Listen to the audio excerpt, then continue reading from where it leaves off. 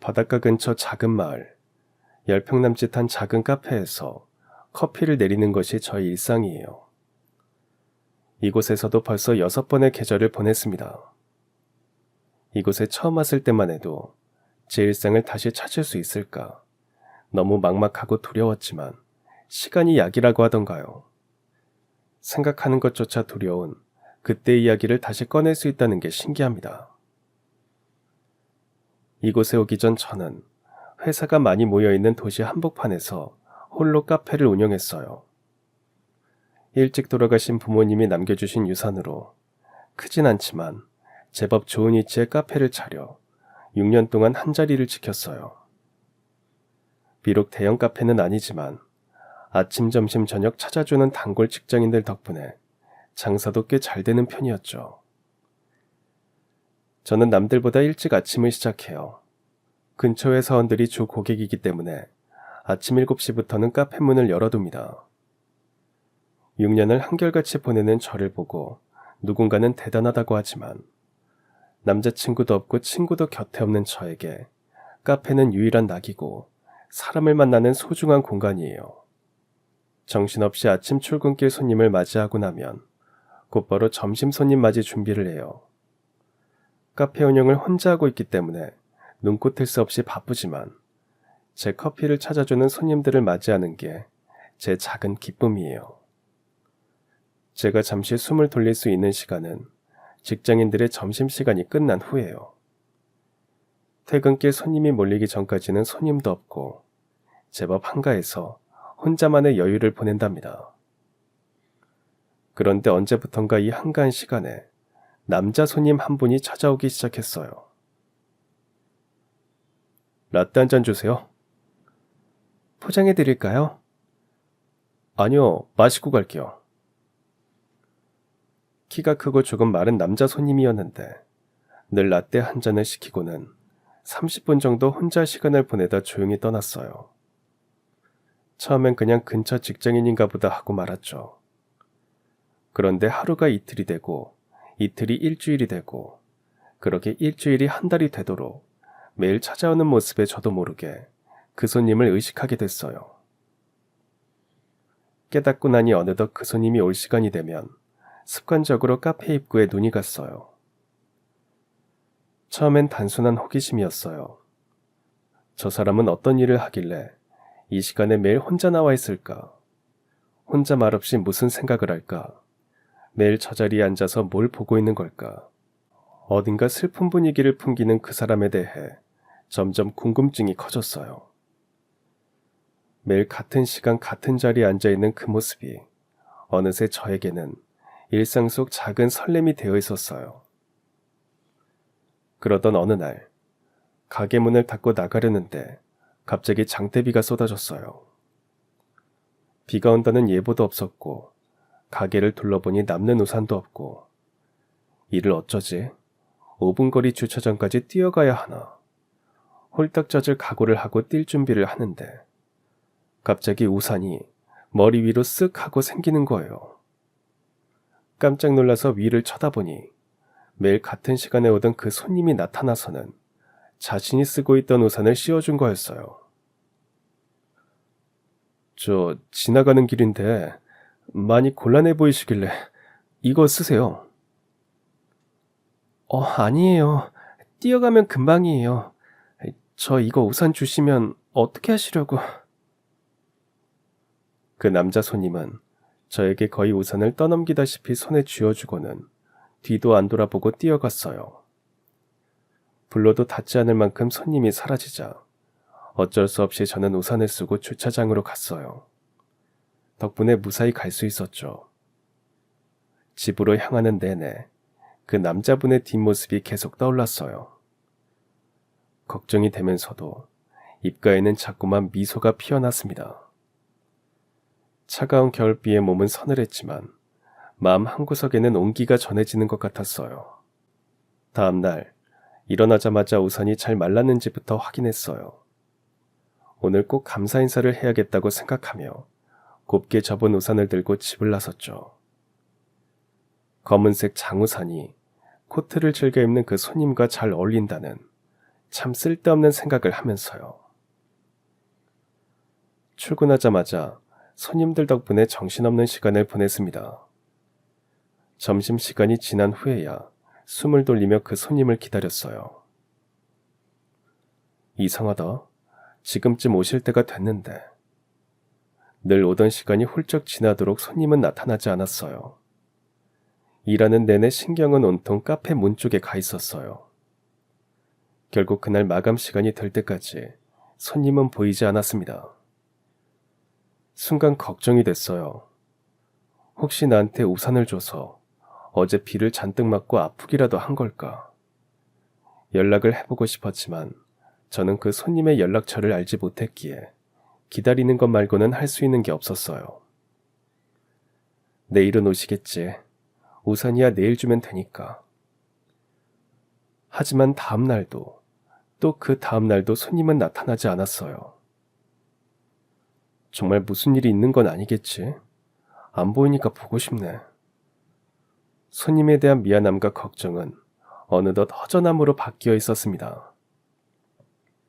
그렇게 나흘째 되던 날, 드디어 그 남자 손님이 가게에 찾아왔습니다. 너무 반가운 마음에 저도 모르게 소리를 질렀어요. 손님, 왜 이제 오신 거예요? 제 모습에 흠칫 놀라던 그 남자 손님은 매력적인 웃음을 지으며 저에게 말했어요. 사실 그날 제가 몸이 좀 안 좋았나 봐요. 제대로 몸살에 걸렸습니다. 창피하네요. 죄송해서 어쩌죠. 저한테 우산을 주셔서. 미안해하지 마세요. 제가 그러고 싶어서 그런 건데요. 제가 마침 그 시간에 지나가서 다행이었어요. 사장님이 아프시면 이 주변 직장인들 울어요.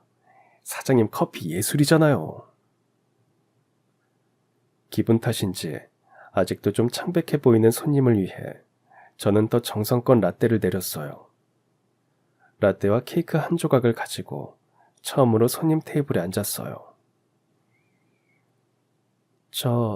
이거 오늘은 제가 살게요. 별거 아니지만. 제가 라떼 먹는 건 어떻게 하셨어요? 어떻게 몰라요. 매일 드시잖아요. 혹시 다른 거 드시고 싶으시면 말씀만 하세요. 저 사장님 라떼면 충분해요. 좋아하거든요. 저 말이 라떼를 좋아한다는 뜻인 줄 알면서도 괜히 얼굴이 빨개졌어요. 그때 깨달았습니다. 이 사람에 대해 호감을 느끼고 있다는 사실을요. 이날 이후 우리는 조금씩 가까워졌어요. 서로의 이름을 알게 됐고 연락처를 알게 되었어요. 이제 그는 카페 마감 시간이 되면 왔어요. 저 대신 청소를 하기도 하고 설거지를 하기도 했죠. 제발 그러지 말라는 제 말에 저의 라떼면 된다며 웃는 남자. 그 모습이 어쩐지 마음이 아려웠습니다.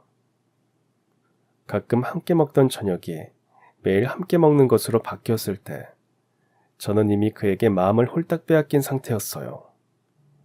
이런 감정이 저에게 다시 생길 거라고 상상도 하지 못했는데 저조차도 이런 제 모습이 낯설게 느껴졌어요.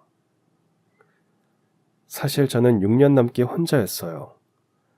결혼까지 생각했던 남자친구가 있었지만 저 몰래 바람을 핀다는 사실을 알게 됐을 때 제 세상은 무너졌어요. 그때 받은 충격 때문에 더 이상 남자는 믿을 수 없을 것 같았어요. 그 우울감을 버티기 위해 카페를 차렸고 6년 동안 카페 일에만 매달리며 살아왔어요. 이렇게 평생 혼자 살아도 되겠다고 생각했을 때 그 사람이 나타난 거죠. 이 사람은 달랐어요. 묵묵하게 제 옆을 지켜줬어요. 제가 부담스러워하지 않게 선을 지키는 모습에 오히려 제가 안달이 났던 것 같아요. 같이 보내는 시간이 많아질수록 이 사람과 함께하는 모습을 자꾸 상상하게 됐어요.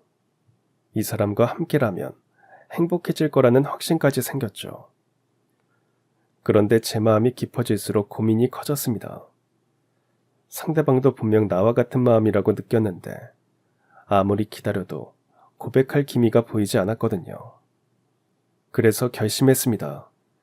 뒤늦게 다가온 이 사랑을 놓치지 말자고. 저는 용기를 내기로 했고 조심스레 그에게 고백했습니다.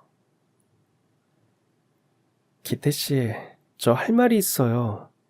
이미 알고 계실지도 몰라요. 저 기태 씨 좋아해요. 이렇게 매일 밥 친구하는 거 이제 연인 사이로 함께 했으면 좋겠어요. 놀라겠지만 당연히 좋아할 줄 알았는데, 그리고 바로 먼저 고백하지 못해서 미안하다고 할 줄 알았는데 그는 한동안 말이 없었어요. 도무지 속을 알 수 없는 표정을 보자 고백한 제 자신이 부끄러워졌어요. 이 모든 게 나 혼자만의 생각이었구나. 기태 씨는 나를 정말 친구로 좋아했던 거였는데 주제도 모르고 들떠서는 부담을 줘버렸구나. 우정의 관계마저 망쳐버린 제 자신이 한심스러웠어요. 혹시 부담되셨다면 죄송해요. 제 마음을 전하고 싶어서.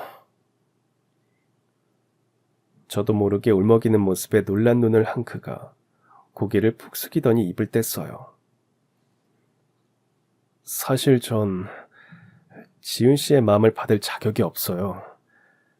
저 사실 아이가 있어요. 생각지도 못했던 말이 그의 입에서 나왔을 때 순간 마음이 철렁했어요. 그동안 아무런 말도 없었는데 설마 거짓말인가? 그 정도로 내가 싫은 건가 하는 나쁜 생각까지 들었어요. 거짓말까지 하실 건 없잖아요. 그냥 싫다고 하셔도 돼요. 저 거짓말이 아니에요. 제 얘기 좀 들어주세요. 그의 애처로운 눈빛은 거짓을 말하는 것 같진 않았어요. 그래서 끝까지 이야기를 듣기로 했습니다. 담담히 얘기하는 그의 말에선 슬픔이 묻어났어요. 사실 그에겐 아내가 있었는데 1년 전 암으로 세상을 떠났고 지금은 6살짜리 딸을 홀로 키우고 있다고 하더군요. 아내를 잃고 정신없이 방황하던 시절 우연히 발견한 제 카페에서 죽은 아내가 좋아했던 라떼를 마시게 됐다고. 아내를 생각하며 하루 이틀 마시던 라떼였는데 활짝 웃으며 라떼를 건네주는 제 미소에 조금씩 위안을 받았다고. 그렇게 매일매일 카페에 가는 자신을 보면서 라떼를 마시고 싶은 건지 제 미소를 보고 싶은 건지 자신도 혼란스러웠다면서요. 아내 떠난 지 얼마나 됐다고 이런 마음이 드는 제 자신이 너무 싫었어요. 우산을 들이고 다음날 아팠을 때 차라리 잘 됐다고 생각했어요. 이제 더 이상 카페에 가지 말자. 지은 씨에 대한 헷갈리는 마음은 그냥 그런 채로 놔버리자고요. 그런데 그 아픈 와중에도 지은 씨 얼굴이 생각났어요. 생각을 안 하려고 해도 자꾸 생각이 났어요.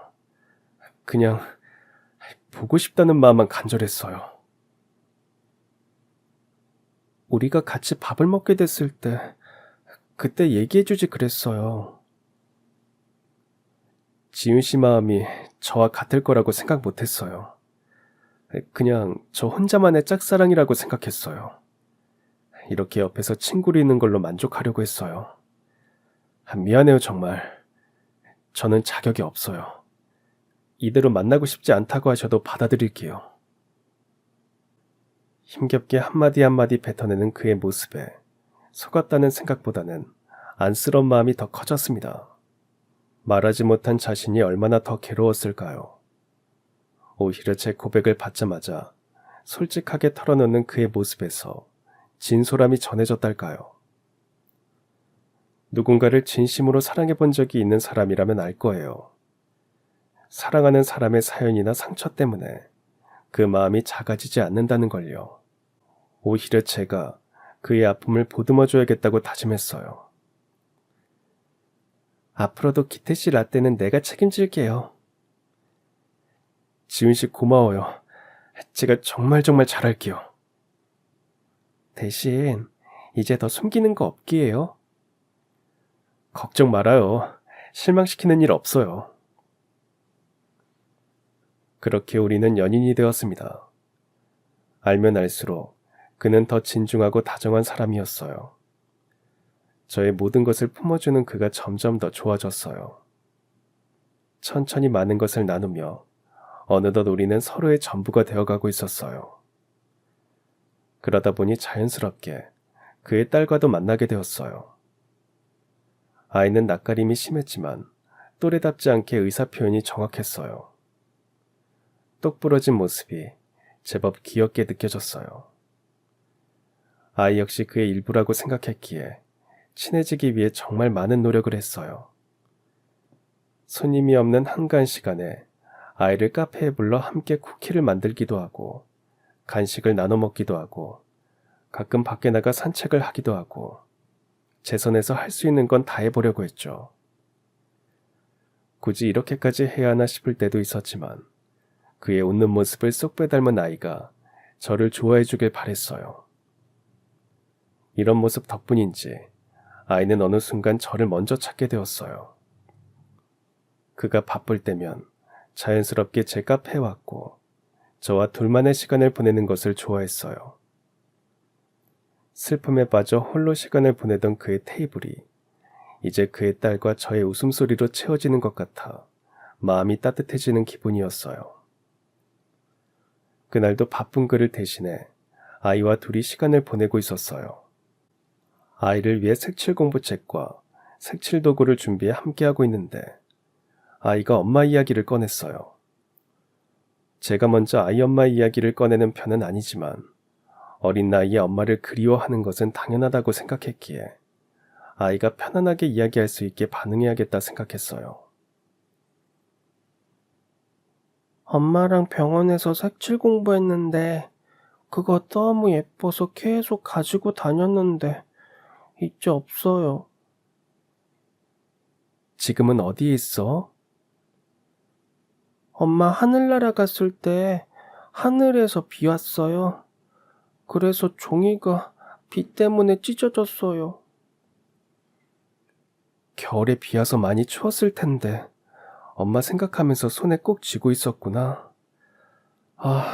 엄마가 아윤이 그림이 보고 싶어서 가져가셨나 봐. 안 추웠어요. 유치원 여름방학이라서 엄마한테 맨날 갔어요. 아이의 말을 듣는데 순간 이상했어요. 그의 말대로라면 아이의 엄마가 세상을 떠난 건 겨울이었거든요.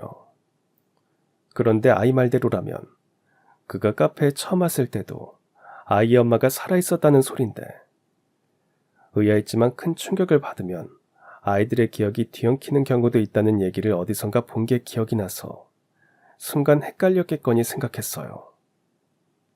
나중에 그에게 물어보면 될 문제라고 대수롭지 않게 넘어갔는데 그때 그러지 말았어야 했습니다. 그 뒤로 이 일은 제 머릿속에서 지워졌어요. 그와 결혼 이야기가 나오면서 나름대로 바쁜 시간을 보내야 했거든요. 그와 결혼까지 하게 될 거라고는 생각하지 않았지만 아이의 유치원 체육대회에 함께 참여했던 그날 결국 결혼을 결심했어요. 아윤이가 요즘 유치원에서 어머니 얘기를 많이 해요. 쿠키 만든 것도 나눠주면서 자랑을 하더라고요. 그래요? 저한테는 별말을 안 해서. 예전엔 말이 많은 편이 아니었는데 요즘 부쩍 말수가 많아졌어요. 대부분 다 어머니랑 했던 것들 자랑이지만요. 아윤이가 어머니를 정말 좋아하는 게 느껴져요. 좋으시겠어요. 정말요? 선생님, 우리 아윤이 잘 부탁드려요. 엄마의 정을 많이 그리워했었구나 생각하니 가슴이 미어졌어요. 아무리 아빠가 챙겨준다고 한들 엄마의 손길을 따라갈 수는 없으니까요. 더군다나 여자아이인데 앞으로 살면서 얼마나 엄마가 필요할까. 엄마가 일찍 돌아가셔서 사춘기를 혼자 보냈던 제 생각이 나면서 더 마음이 쓰였어요. 자꾸만 복잡해지는 마음에 저의 유일한 친구에게 전화를 걸었어요. 사실 그와의 교제에 대한 이야기는 했지만 친구가 걱정할까봐 전 저나 아이에 대한 이야기는 하지 않았거든요. 전화로 이 사실부터 시작해서 최근 결혼을 결심한 이야기까지 털어놓자 아니나 다를까 친구는 펄쩍 뛰었어요. 벌써부터 더위 먹었니? 너 지금 무슨 소리 하는지 알긴 해? 그런데 자꾸만 마음이 쓰여. 너도 알잖아. 내가 엄마 없이 많이 외로워했던 거. 그리고 나 요즘 행복해. 그냥 이렇게 혼자 살다가 죽을 줄 알았는데 내 가족이 생긴 것 같아. 내가 말리면 이 결혼 안 할 거야? 그냥 나 믿어주면 안 될까? 아, 그럼 하나만 약속해줘. 혼인신고는 결혼하고 1년 뒤에 하겠다고. 뭐? 왜 그렇게 해야 되는데? 너 애 키우는 게 쉬운 줄 알아? 내 배 아파서 낳은 자식도 키우기 힘든데 막말로 남의 애는 어떻겠어? 나는 내 애니까 꿀밤 때려도 괜찮지만 너는 괜히 계모가 구박하네 소리 들어. 다 너를 위해서니까 제발 이것만은 내 말 들어줘. 알겠어. 그런데 우리 아윤이 정말 착하고 똑똑해. 아휴, 더 이상 내가 무슨 말을 하겠어. 아무튼 내 말 명심해. 친구는 걱정하는 것 같았지만 그래도 다 털어놓고 나니 마음이 편해졌어요. 그가 반지를 들고 프로포즈 하던 날 그에게 말했어요. 우리 결혼식은 하지 말아요. 셋만의 파티를 했으면 좋겠어요. 지훈 씨, 고마워요. 저 알고 있었거든요. 우리 재훈이 너무 이른 건 아닌지 그가 고민하고 있다는 걸요. 사별한 지 얼마 되지도 않았는데 재혼한다고 손가락질 받진 않을까. 이 모습이 아이에게 상처가 되진 않을까. 걱정하고 있을 그의 마음을 알기에 그의 고민을 덜어주기로 했어요. 미안해요. 한 번뿐인 결혼인데 결혼식도 제대로 못 해주고. 그런 소리 말아요. 우리 셋만 축하면 되지. 그거 알죠? 내 인생에 결혼은 없었던 거. 근데 기태 씨가 결혼하고 싶게 만들었잖아. 지은 씨는 꿈 같아요. 내가 어떻게 이런 사람을 만났지. 정말 행복하게 해줄게요. 그 말 꼭 지켜요. 그리고 신혼여행 가기 전에 혼인신고하고 가요. 정말이요? 고마워요. 내 마음 알아줘서. 친구의 말대로 혼인신고는 천천히 하고 싶었어요. 결혼하고 정말 가족이 된 후에 해도 늦지 않다고 생각했는데 그는 생각이 달랐죠. 제게 청혼을 한 후부터 빨리 혼인신고하고 같이 살고 싶다고 노래를 불렀어요. 그래야 진짜 한 가족이 되는 것 같다고. 하지만 완강한 저의 태도에 더 이상 이야기를 꺼내지 않더라고요. 그러다 아윤이에게 하는 이야기를 우연히 듣게 됐고 결국 저는 마음을 바꿨습니다. 아윤이, 예쁜 지은 이모가 엄마 되는 거 좋아? 응, 지은 이모 나 예뻐해줘. 유치원에도 맨날 와줬으면 좋겠어. 지은 이모랑 같이 사는 거 괜찮아? 맨날 이모랑 같이 살 거야. 이모는 하늘나라 안 가지. 아윤이랑 맨날 같이 있지? 그럼 이모가 이제 엄마니까 평생 아윤이랑 같이 살 거야. 나를 온전히 가족으로 받아주는 두 사람. 서류까지 가족이 되면 더 완벽한 가족이 될 수 있겠다는 생각이 들었어요. 지금 하나 1년 뒤에 하나 우리 셋은 변함없을 테니까요. 그렇게 우리 세 사람은 카페에서 우리만의 소박한 결혼식을 올렸습니다. 파티용품을 사서 함께 풍선도 불고 벽을 장식하고 꽃잎으로 버진 로드도 만들었어요. 사회도 주례도 수많은 하객도 없었지만 셋이 함께 만들어서 그런지 더 의미 있게 다가왔어요. 그 어떤 결혼식도 부럽지 않았어요. 큰 케이크를 셋이 함께 자르며 우리가 가족이 된 걸 진심으로 축하했어요. 이 순간이 영화의 한 장면처럼 느껴졌습니다.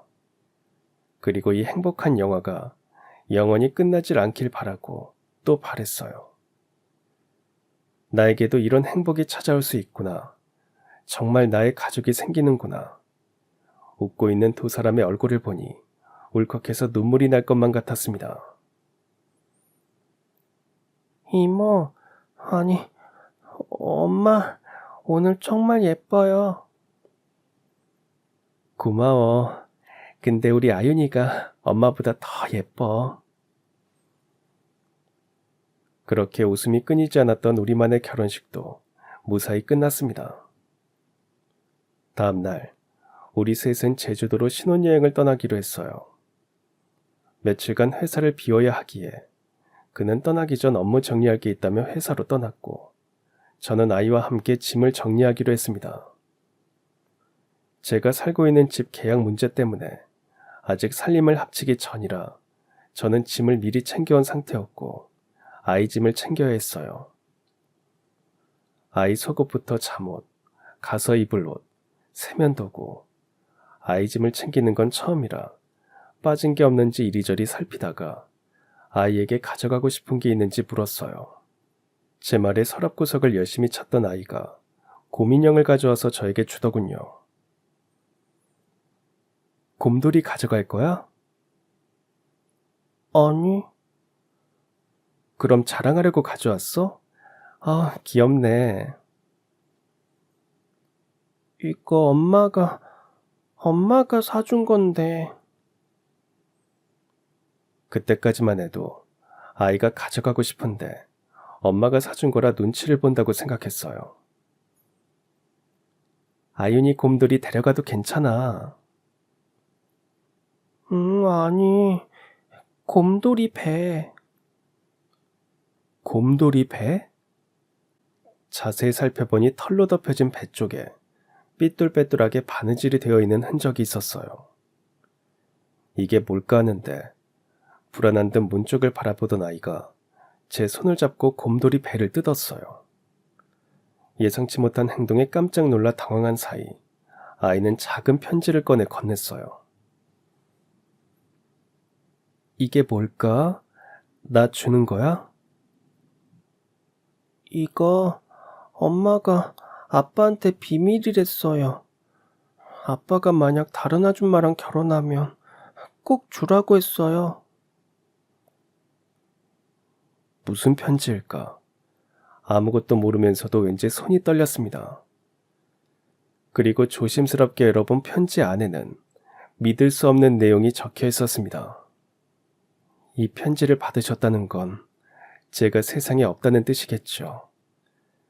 저는 당신이 지금 사랑하는 그 사람의 아내였던 사람입니다.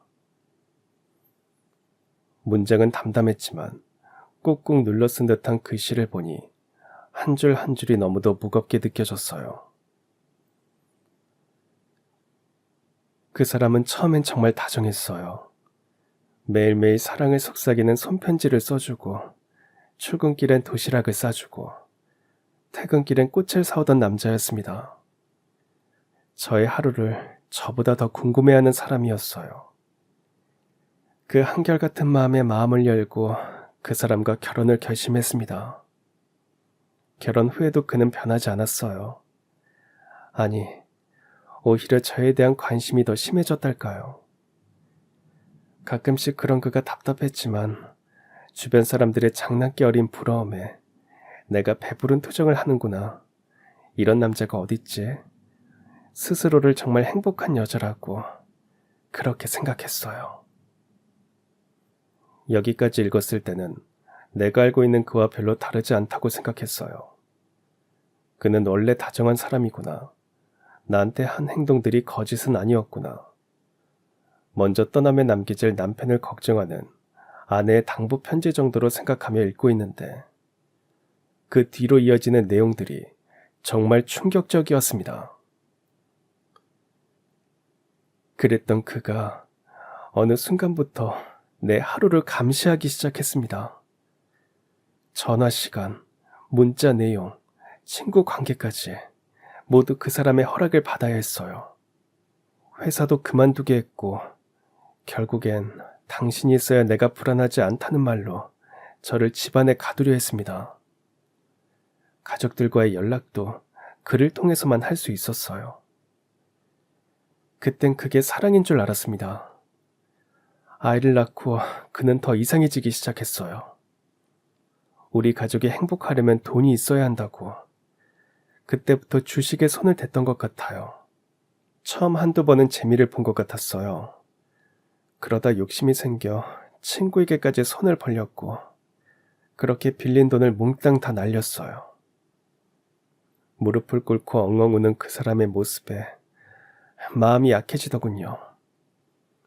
다신 안 그러겠다는 약속을 받고 친정 부모님께 손을 벌려 빚을 갚아줬어요. 편지를 읽으면서도 내가 지금 읽고 있는 게 뭔지 실감이 나질 않았어요.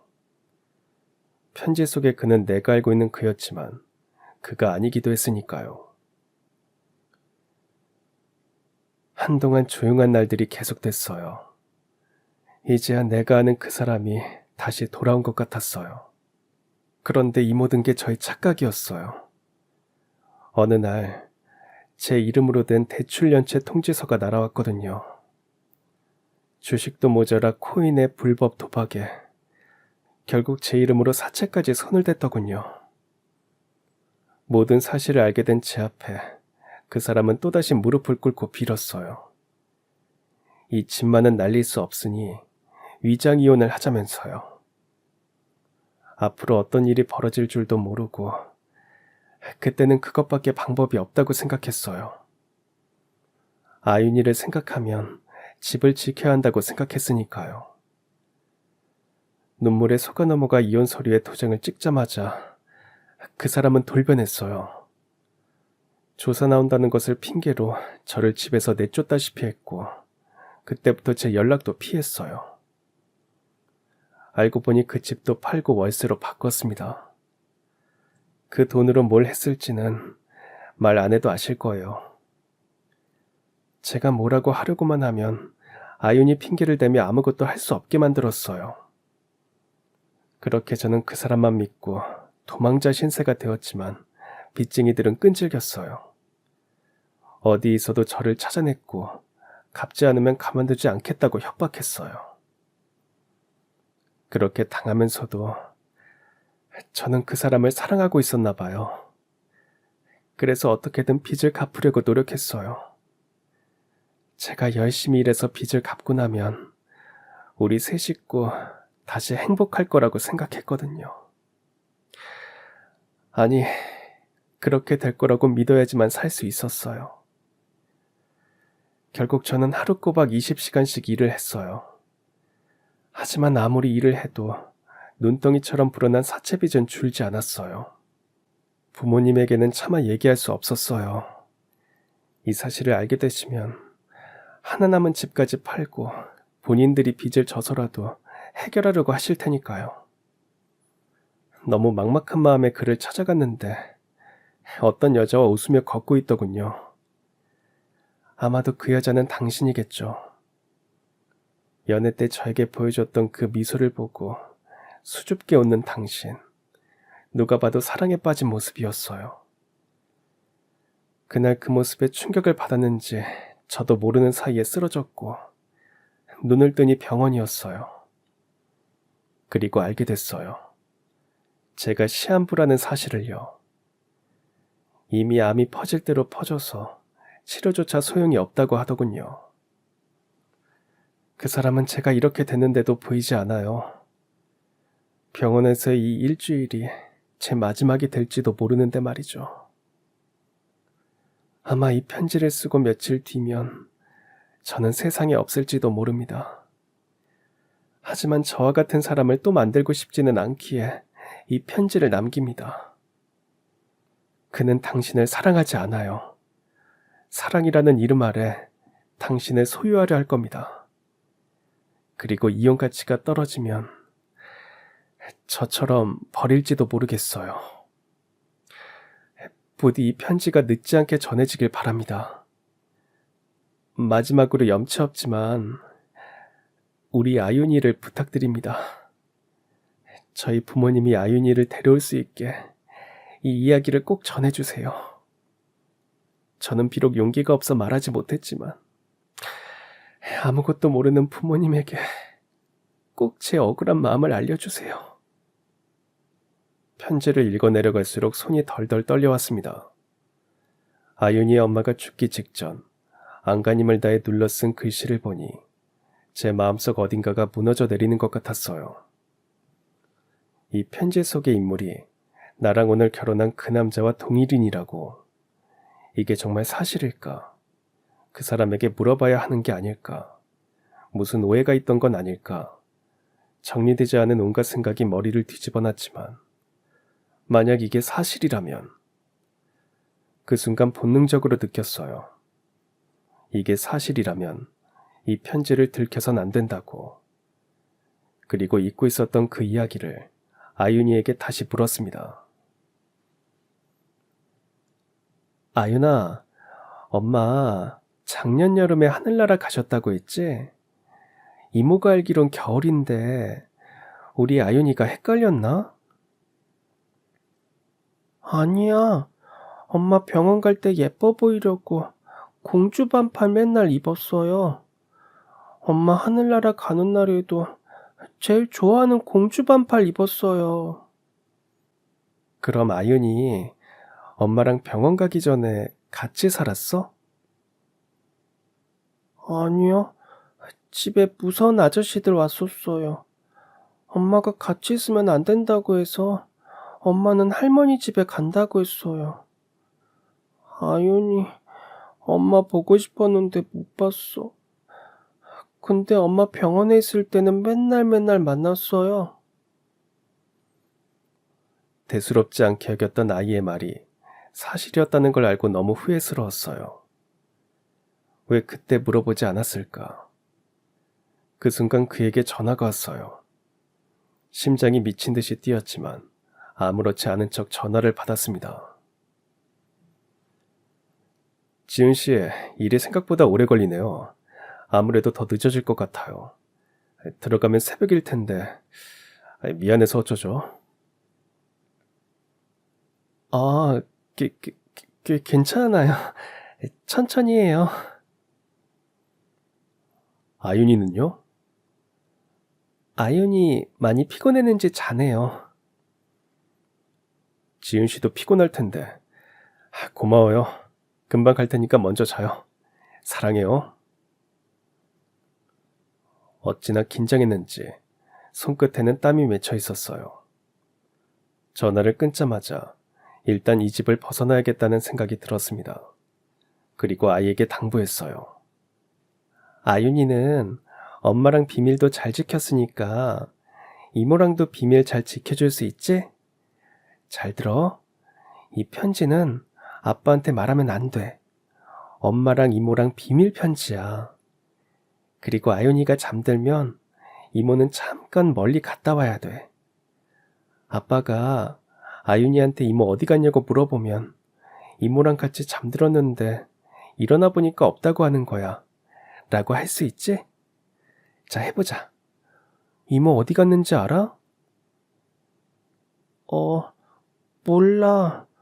잘 때 있었는데 어디 갔는지 몰라. 아유, 아윤이 똑똑하다. 몇 번만 여기서 있으면 이모가 아윤이 꼭 찾아올 거야. 자, 약속. 고사리 같은 작은 손으로 새끼손가락을 걸어 약속하는 아이의 모습에 알 수 없는 책임감마저 느껴졌어요. 얼마 안가 아이가 잠들었고 저는 가져왔던 캐리어를 들고 그대로 그 집을 나왔습니다. 일단은 집으로는 갈 수 없었어요. 달리 갈 곳이 없었던 저는 결국 제 결혼을 말렸던 친구의 집으로 갔습니다. 무슨 정신으로 운전을 했는지 기억이 나질 않았어요. 사실 그때까지만 해도 실감을 못했다는 게 맞겠죠. 친구 동네에 도착해서 눈에 보이는 호텔에 바로 들어갔어요. 제 연락을 받고 친구가 바로 와줬어요. 갑자기 무슨 일이야 이게? 내일 신혼여행 가는 거 아니야? 나도 지금 뭐가 뭔지 모르겠어. 이게 꿈 아니지? 어머 세상에 얼굴 질린 것 좀 봐. 물 좀 마시고 천천히 말해봐. 저는 우선 집에서 챙겨온 그 편지를 친구에게 보여줬어요. 믿기지 않는다는 듯 친구는 한참이나 편지를 읽고 또 읽었습니다. 이게 사실이라고? 와, 난 너무 기가 차서 말이 안 나와. 난 아직도 안 믿겨. 내가 오해하는 건 아닐까? 아휴, 이걸 보고도 그런 소리가 나오니? 나도 믿고 싶지가 않아. 그게 다 맞다면 내가 아무것도 모르고 그 사람이랑 행복할 때 아윤이 엄마는 얼마나 괴로웠을까. 아휴, 네가 뭘 알고 그랬니? 그놈은 그냥 그렇게 나왔으면 이상하다고 생각했을 텐데 연락 안 와? 운전할 때 전화 올까봐 전화기 꺼놨어. 켜기 무서워. 두려워하는 저 대신 친구가 제 휴대폰을 켜자마자 기다렸다는 듯 그에게 전화가 왔어요. 거절을 누르고 보니 수십 통의 전화가 와 있었고 톡 알람도 계속 울렸습니다. 말도 없이 어디 갔어요? 무슨 일 있는 건 아니죠? 전화도 꺼져 있고 걱정돼요. 늦은 시간인데 혼자 어디 있어요? 우리 내일 혼인신고하기로 했잖아요. 아윤이가 지훈 씨 찾아요. 걱정 가득한 그의 메시지에 살짝 마음이 흔들리던 찰나 톡을 읽은 걸 확인한 그에게 다시 전화가 왔어요. 전화를 받아볼까 했지만 친구가 바로 휴대폰을 꺼버렸습니다. 그 사람 말도 들어봐야 되는 거 아닐까? 진짜 편지가 다 사실일까? 지훈아, 제발 정신 좀 차려. 눈물을 글썽이는 친구의 모습에 망치로 맞은 것처럼 정신이 번쩍 들었습니다. 그를 부정하는 순간 내가 만들어 온 행복이 한순간에 무너지는 것 같아서 행복 같은 건 나에게 없는 일이라고 욕심낸 결과가 이거라고 말해주는 것 같아서 믿고 싶지 않았을지도 모르겠어요. 한 번쯤 그를 만나 사실을 확인할 수도 있었지만 그렇게 하고 싶지 않았어요. 그 얼굴을 보는 순간 흔들릴 것 같았거든요. 오랫동안 닫혀있던 제 마음을 열어줬던 사람이었고 저에게 했던 그 순간들만큼은 진심이었다고 믿고 싶었나 봐요. 그날 밤을 어떻게 보냈는지 기억이 잘 나지 않았어요. 제가 걱정된 친구는 제가 잠들 때까지 제 곁을 지키다가 집으로 돌아갔고 친구가 떠난 지 얼마 안 지나서 저는 그제서야 참았던 눈물을 쏟아냈습니다. 한바탕 울고 나니 정신이 맑아지는 것 같았어요. 당분간 이곳에서 지내기로 결정하고 제일 먼저 한 것은 휴대폰을 바꾸는 것이었어요. 혹시나 그가 추적할지도 모르고 계속 그의 연락을 받다 보면 제 마음이 어떻게 달라질지 모르는 일이었으니까요. 휴대폰을 바꾸고 편지 아래 적혀있는 전화번호를 눌러 전화를 걸었어요. 아윤이와의 약속은 지켜야 하니까요. 여보세요? 저 아윤이 외할아버님 되시나요? 네, 맞습니다. 그런데 누구신지? 저 갑작스러우시겠지만 아윤이 엄마 일로 드릴 말씀이 있습니다. 먼저 간 딸의 일이라는 말에 아윤이의 외할머니와 외할아버지라는 분들은 제가 있는 곳까지 바로 와주셨어요. 두 분에게 딸이 남긴 편지를 전달하고 저에게 있었던 모든 일을 말씀드렸습니다. 그 사람을 만나게 된 일부터 아윤이와 아윤 엄마의 존재를 알게 된 일, 그리고 결혼식을 마친 그날 겪게 된 일까지 말없이 제 얘기를 듣기만 하던 두 분은 끝내 가슴을 치며 눈물을 흘리셨어요. 딸에게 거액의 빚이 있다는 사실도 딸이 죽고 나서 유산 상속을 하는 과정에서 알게 됐는데 딸이 도박을 했다는 남자의 말만 믿었다며 자신들이 딸을 죽인 거라고 자식의 고통 앞에 무너지는 부모님의 모습을 보고 있자니 저까지 마음이 미어졌습니다. 결국 그분들과 끌어안고 함께 눈물을 흘릴 수밖에 없었어요. 아가씨 정말 고마워요. 더 이상 엮이고 싶지 않을 만큼 끔찍했을 텐데 정말 고마워요. 우리 딸 눈도 제대로 못 감았을 텐데 딸이 떠날 때까지 아무것도 몰랐어요. 아니에요. 따님 덕분에 제가 살았어요. 정말 감사해요. 이제 나머지는 우리한테 맡기고 아가씨는 아가씨 인생 살아요. 우리 아윤이 찾아와야겠어. 아윤이에게도 고맙고 미안했다고 이모가 아윤이 많이 사랑했다고 전해주세요. 딸의 편지를 들고 노부부는 조용히 떠났고 그분들을 보자 한편으론 아윤이의 엄마가 부럽기도 했어요. 하늘에 계신 저희 부모님도 이런 제 모습을 보셨다면 그 남자에게서 저를 지켜주셨겠죠. 두 분을 만나고 저도 제 일상을 되찾아야겠다고 다짐했지만 그 사람과 비슷한 체형의 남자가 보이면 저도 모르게 심장이 빨리 뛰면서 호흡이 가빠웠어요. 그의 실체를 확인한 후로 그에 대한 두려움은 커졌어요. 혹시 나를 찾아오는 건 아닐까? 나를 끌고 가면 어떡하지? 아윤 엄마처럼 나를 가둬두는 건 아닐까? 말도 안 된다는 거 알면서도 자꾸만 이런 생각들이 저를 옥죄어왔습니다. 그렇게 2주일이 지났어요. 결혼 전에 내놨던 집은 다행히 다음 세입자가 나타나서 일이 수월해졌어요. 원래 짐이 많은 성격이 아니었고 풀옵션 오피스텔이어서 제 옷가지랑 개인 짐만 몇 개 정리를 하러 친구와 함께 집으로 갔었어요. 짐을 빼고 나가는 길에 옆집 사람과 마주쳤는데요.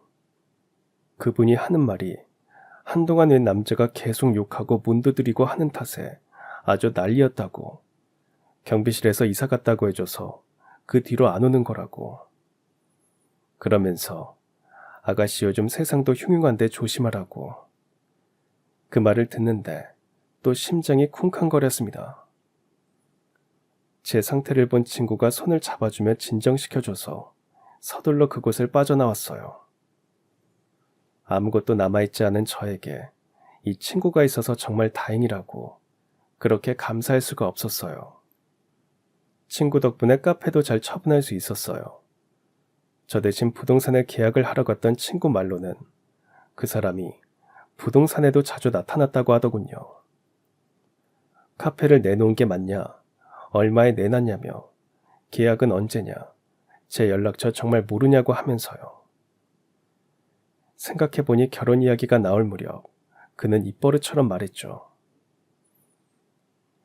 저는 지훈 씨가 힘들게 일하지 않았으면 좋겠어요.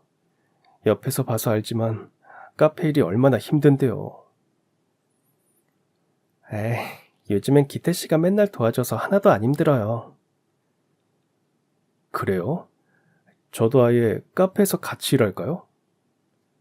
그럴래요? 부사장 시켜줄게요. 아무 생각 없이 했던 그때의 대화를 떠올려 보니 그 사람은 제 카페까지 노렸던 걸까요? 저는 정말 새로운 도박 자금으로밖에 보이지 않았던 걸까요? 혼인신고를 서둘러 하려고 했던 것도 다 그런 이유였던 걸까요? 만나면 따져 묻고 싶은 것이 많지만 저는 그를 제 인생에서 지우기로 했습니다. 그와 관련된 저의 흔적을 다 지우고 저는 부모님의 고향이라고 들은 바닷가 마을로 이사를 했어요. 제 결정을 들은 친구는 아이와 놀러가기 딱 좋다는 말로 제 선택을 응원해줬습니다. 그리고 그날 아윤이의 외할머니에게서 문자가 왔어요. 제가 전해준 아윤 엄마의 편지 덕분에 그 사람에게서 아윤이를 데려올 수 있었다고. 남자는 처음에는 뻔뻔하게도 편지의 내용이 사실이 아니라고 했답니다. 그러더니 결국 아윤이를 데려가고 싶으면 돈을 달라고 했대요. 그런데 아윤이의 꼴이 말이 아니었대요. 제가 떠난 후 제대로 케어를 못한 건지 신고하는 대신 아윤이를 데려가는 것에 합의를 했다고 하네요. 다만 완전히 법정 양육권자가 되기 위해 법원에 양육권 청구 신청까지 했다고 하셨어요. 그리고 이번 문자가 마지막 문자가 될 거라는 말까지 덧붙이셨어요. 아윤이는 할머니, 할아버지와 함께 온전한 행복을 누렸으면 좋겠습니다. 아윤이를 생각하면 빚을 진 것처럼 마음 한구석이 아려와요. 한때는 서로의 가족이 되는 행복한 그림을 그렸었는데 만약 아윤이가 그날 편지를 주지 않았다면 제 인생은 어떻게 되었을까요? 바닷가 마을은 참 조용한 곳이었어요. 6년 만에 처음 생긴 휴가인데 막상 저는 아무것도 하지 못했어요. 쉬는 법을 까먹은 사람처럼요. 그렇게 어떤 날은 하루 종일 바닷가를 걷기도 하고 어떤 날은 집에 틀어박혀 종일 잠을 자기도 하고 화단에 꽃을 심기도 하고 그렇게 하루하루 내가 뭘 좋아하는 사람인지 찾으려 했던 것 같아요. 그리고 저를 위해 정기적으로 병원도 다녔어요. 그냥 있을 수 있는 일이라고 생각했는데 당시 그 일이 저에게 꽤 큰 트라우마로 남았나 봐요. 의사 선생님과 상담도 하고 약도 먹으면서 다행히 지금은 아주 많이 괜찮아졌습니다. 몇 달 정도 지나 이곳 생활에 적응할 때쯤 친구가 놀러 왔어요. 그리고 조심스럽게 물었습니다. 그놈 있잖아. 어떻게 지내는지 얘기해 줄까? 아니야, 내가 알아서 몰래. 그냥 없는 사람이라고 생각할래. 그래? 아니, 그 부동산 사장님 있잖아. 오지랖이 얼마나 넓은지 나한테까지 전화해서 알려주더라고. 내가 피할 이유가 없는 것 같아. 얘기해줘. 용기를 내서 듣게 된 부동산 사장님의 이야기는 충격적이었어요. 아니, 어쩌면 당연한 이야기겠죠. 월세로 바꿨던 본인의 집은 그 월세마저 내지 못해 결국 쫓겨났고 회사 돈을 횡령해 도박을 한 것도 모자라 도박 사기까지 연루돼서 경찰이 쫓고 있다고.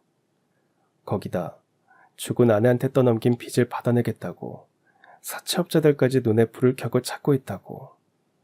들리는 소문에 의하면 빚쟁이들 피해서 어디 고깃배를 타고 밀항하려다가 사라졌다는 얘기도 있다면서. 죽은 게 아니면 잡히는 건 시간 문제라고. 혹시 연락 오면 꼭 경찰에 신고하라고요. 예상했던 것보다 더 최악인 그의 모습에 어쩐지 헛웃음이 났습니다. 이보다 더 밑바닥을 볼 수 있을까요?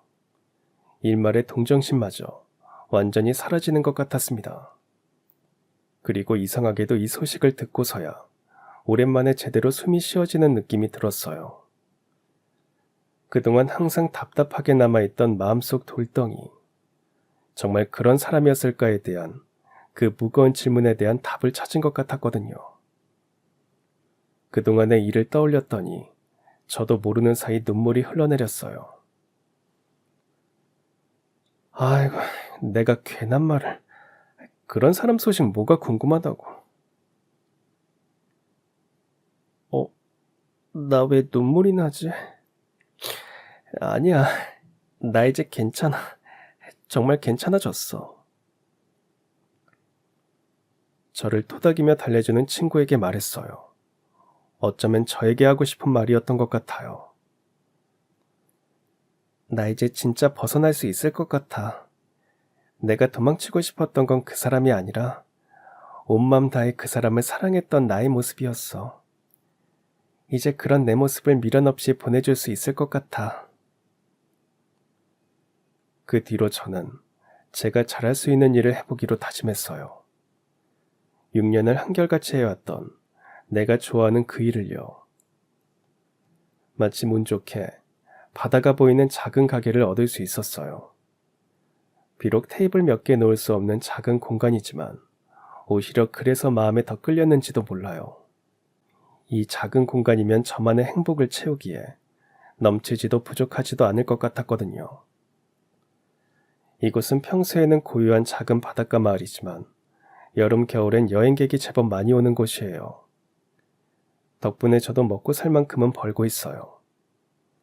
어떤 날은 정신없이, 어떤 날은 한적하게, 그렇게 제 작은 공간을 찾아주는 사람들과 함께 계절을 온몸으로 느끼며 살아가고 있답니다. 그러면서 어제보다 오늘 더 나를 사랑하며 단단해지는 법을 배우고 있습니다. 그렇게 지내면서도 문득 아윤이가 생각나요. 작은 손으로 쿠키를 만들던 모습, 제 무릎을 베고 누웠던 따뜻한 온기, 저와 손가락 걸고 약속했던 고사리 같은 작은 손까지. 그럴 때마다 마음속으로 편지를 보내곤 해요. 평생 보낼 순 없겠지만요. 어린 나이에 겪은 이 상처가 다음날 일어나면 까먹는 꿈처럼 깨끗이 지워지길 바라면서요. 사람에 대한 배신으로 아파할 때마다 저를 구원해줬던 건 결국 사람이었어요. 그렇게 부대끼며 37년을 살아왔고 앞으로 남은 인생 또 어떤 일이 생길지 모르겠습니다. 인생이란 한치 앞을 알 수 없는 안개 같은 거니까요. 그래도 저는 매일매일 조금씩 안개 속으로 걸어갑니다. 가끔 걸어온 길을 돌아보기도 하고 잊기도 하고 그리워하기도 하면서 그렇게 살다 보면 언젠가 저에게도 인연이 나타나겠죠. 많은 분들의 사랑과 응원을 가슴에 간직하고 저는 앞으로도 씩씩하게 잘 살아가겠습니다. 감사합니다. 그럼 지금까지 사연 들어주셔서 감사합니다. 사연이 재밌으셨다면 구독과 좋아요 부탁드려요. 감사합니다. 안녕히 계세요.